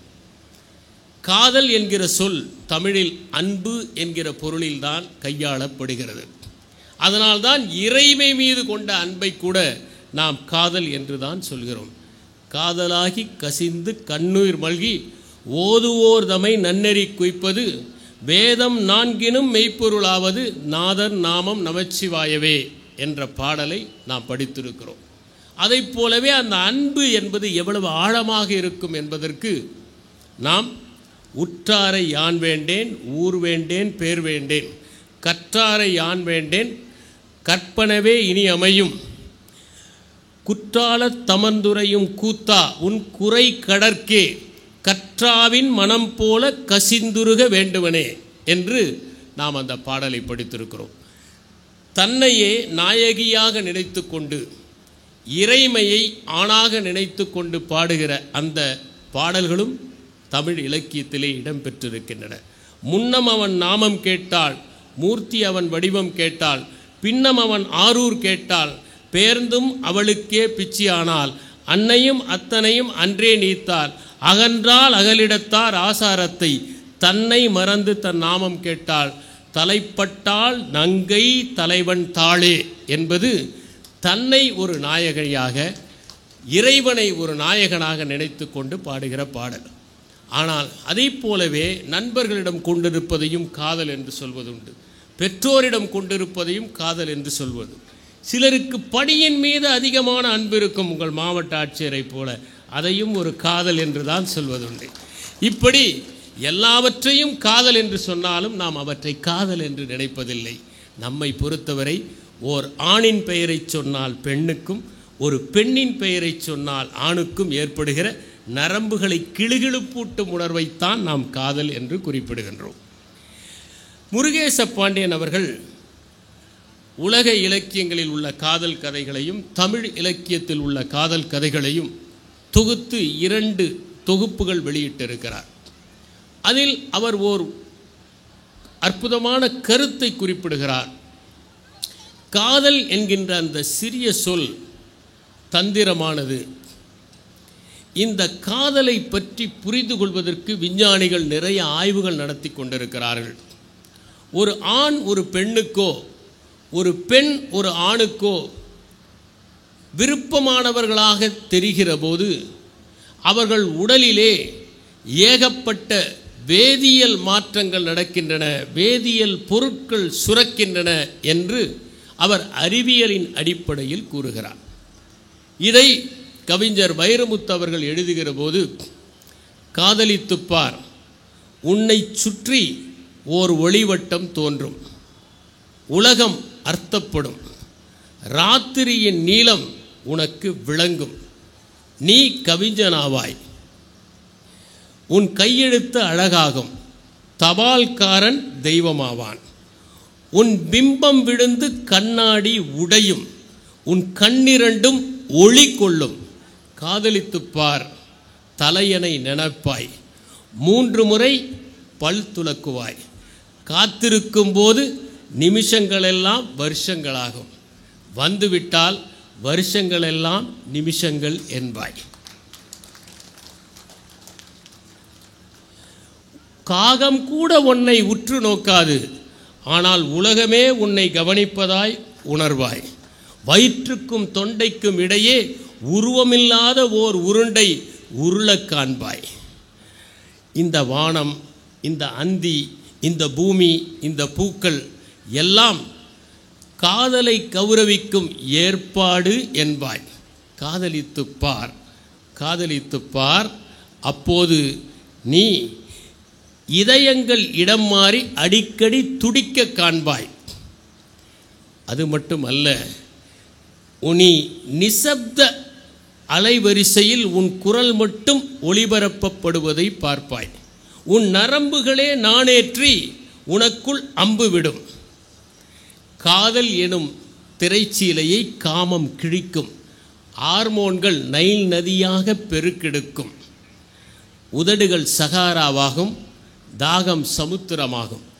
கண்ணீர் துளிக்குள் அந்த சமுத்திரம் அடங்கும். காதலித்துப் பார், சின்ன சின்ன பரிசுகளுக்கே சிலிர்க்க முடியுமே, அதற்காக வேணும். புலன்களை வருத்தி புதுப்பிக்க முடியுமே, அதற்காக வேணும். ஆண் என்ற சொல்லுக்கும் பெண் என்ற சொல்லுக்கும் அகராதியில் இல்லாத அர்த்தம் விளங்குமே, அதற்காக வேணும். வாழ்ந்து கொண்டே சாகவும் முடியுமே, செத்து கொண்டு வாழவே முடியுமே, அதற்காக வேணும் காதலித்துப் பார் என்பது ஒரு கவிதை. காதல் என்பது என்ன, இனக்கவர்ச்சி என்பது என்ன, காமம் என்பது என்ன என்பதை இன்றைய இளைய தலைமுறை புரிந்து கொள்ள வேண்டும். அதற்காக தான் இந்த தலைப்பில் நான் பேசுகிறேன். இன்று அதை தவறாக புரிந்து கொண்டு இனக்கவர்ச்சியை காதல் என நினைத்து அது நிறைவேறாமல் போனால் நிம்மதியை இழந்து நின்று கொண்டிருப்பவர்களை நாம் பார்க்கிறோம். இனக்கவர்ச்சியால் ஈர்க்கப்பட்டு அது நடக்காமல் போனால் வாழ்க்கையே தொலைந்து போனதாக எண்ணிக்கொண்டிருப்பவர்களை நாம் பார்க்கிறோம். இனக்கவர்ச்சி என்பது கணநேர மயக்கம். காதல் என்பது நம்முடைய உள்ளங்களோடு தொடர்புடையது. காமம் என்பது உடல்களோடு நின்று விடுவது.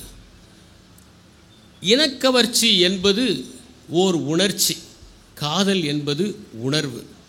இனக்கவர்ச்சி என்பது தடுமாற்றம், காதல் என்பது தெளிவு. இனக்கவர்ச்சி என்பது மயக்கம், காதல் என்பது புரிதல். இனக்கவர்ச்சி என்பது நீர்க்குமிழி, காதல் என்பது அருவி. இதை நாம் புரிந்து கொள்ள வேண்டும். இந்த காதல் முதல் முறை பார்க்கிற போதே மனத்தில் ஒரு சின்ன சிலிர்ப்பை ஏற்படுத்த வேண்டும். அது முதல் முறை ஏற்படுத்தாவிட்டால் ஒருபோதும் ஏற்படுத்தாது.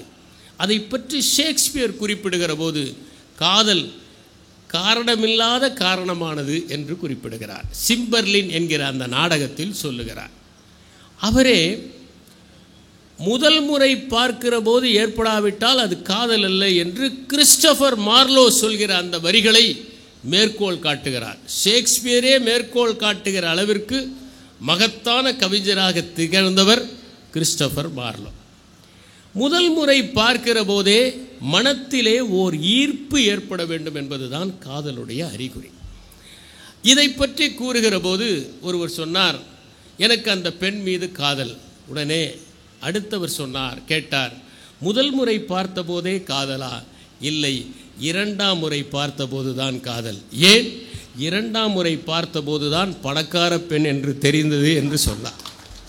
ஆங்கிலத்தில் ஒரு பழமொழி உண்டு, to get a poor father is fate, to get a poor father in law is foolishness என்று. அதை கடைப்பிடிக்கிறவர்கள் நிறைய பேர் இருக்கிறார்கள். ஆனால் அதே நேரத்தில் நம்முடைய தமிழ் இலக்கியமான பட்டினப்பாலையில் காதல் எவ்வளவு தூய்மையானது என்பதை பற்றி குறிப்பிடுகிற போது, முட்டாச்சிறப்பின் பட்டினம் பெறினும் வாரிருங்கூந்தல் வயங்கிழை ஒழிய வாரேன் வாழிய நெஞ்சே. இவ்வளவு சிறப்புகள் பெற்ற இந்த பட்டினத்தை, காவிரி பூம்பட்டினத்தை எனக்கு அளித்தாலும் என் காதலியை விட்டு நான் ஒருபோதும் வரமாட்டேன், அதற்கு நான் இதை ஒருபோதும் காவு கொடுக்க மாட்டேன் என்று குறிப்பிடுவதைப் போல இடம்பெற்றிருக்கிறது. இது எப்படி மலர வேண்டும்? சாதி, மதம், கோத்திரம், பணம், பெருமைகள், புகழ் போன்றவற்றை பார்த்து கொண்டு வருவது காதல் அல்ல.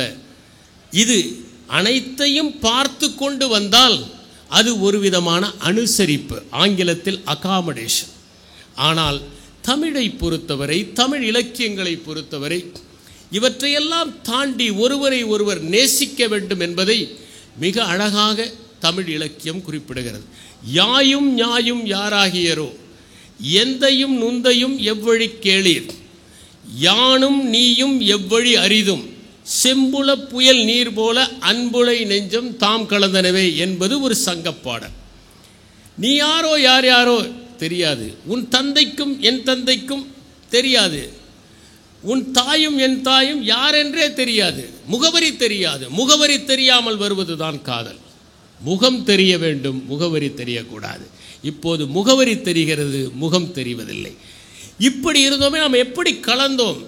செம்மண்ணிலே தண்ணீர் பெய்தால் அந்த செம்மண்ணையும் தண்ணீரையும் பிரித்து எடுக்க முடியாத அளவுக்கு இரண்டும் ஒரே நிறத்தை அடைந்து விடுவதைப் போல இந்த அன்புடை நெஞ்சம் தாம் கலந்தன. ஏனென்றால் நமக்குள் இருக்கிற அன்பு பரிசுத்தமான அன்பு என்பதை அந்த பாடல் குறிப்பிடுகிறது.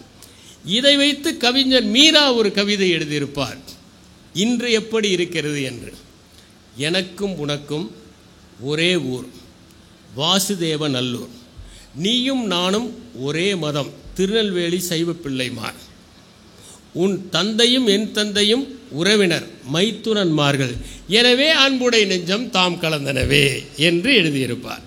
இது இன்றைய நடைமுறையில் எவற்றையெல்லாம் பார்த்து அந்த காதல் வருகிறது என்பதை குறிப்பிடுவதைப் போல எழுதப்பட்டிருக்கிறது.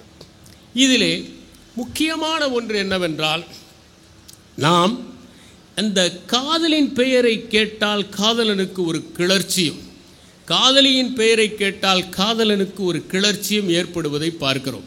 அந்த பெயரே அவர்களுக்குள் ஒரு மிகப்பெரிய சிலிர்ப்பை ஏற்படுத்தி விடுகிறது. அதனால்தான் ஒருவர் எழுதினார், உன் பெயரை மீண்டும் மீண்டும் உச்சரித்த போதுதான் இனிப்புக்கு இன்னொரு அர்த்தம் இருக்கிறது என்பதையே அறிந்து கொண்டேன் என்று. இவர்கள் எப்படி பார்த்து கொள்வார்கள்? இதை பற்றி உடல் மொழி இலக்கியம் என்ன சொல்கிறது, உடல் மொழி விஞ்ஞானம் என்ன சொல்கிறது என்பதை நாம் புரிந்து கொள்ள வேண்டும்.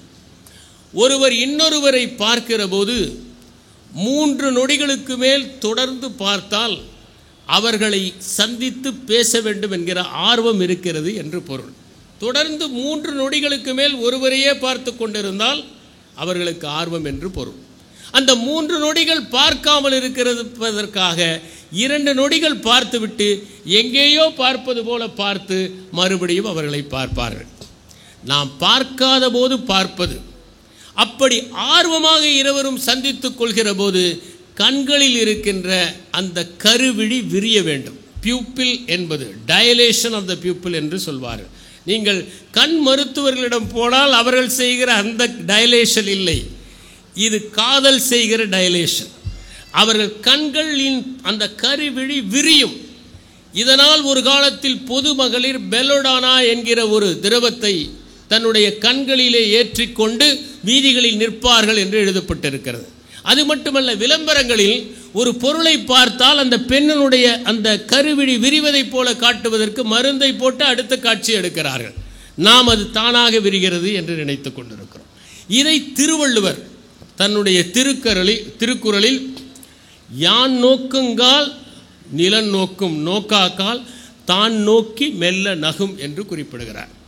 இதை திரைசையிலே கண்ணதாசன் கையாண்டிருக்கிறார். உன்னை நான் பார்க்கும்போது மண்ணை நீ பார்க்கின்றாயே, விண்ணை நான் பார்க்கும்போது என்னை நீ பார்க்கின்றாயே. இன்னொரு பாடலிலும் வந்திருக்கிறது, நான் பெண் பார்த்தேன் அவள் மண் பார்த்தாள் என்று ஒரு பாடல்.